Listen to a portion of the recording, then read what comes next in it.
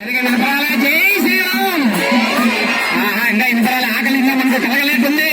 జై శ్రీరామ్, జై జై శ్రీరామ్. భద్రం ఉందా, భద్రం ఉందా. రామలాలి మేఘ శ్యామలాలి నామరసమైన దశరథ తనయాలి.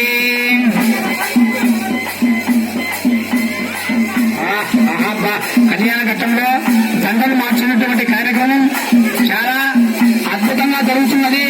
అమ్మవారికి అయ్యవారికి దండం సమర్పించుతున్నారు.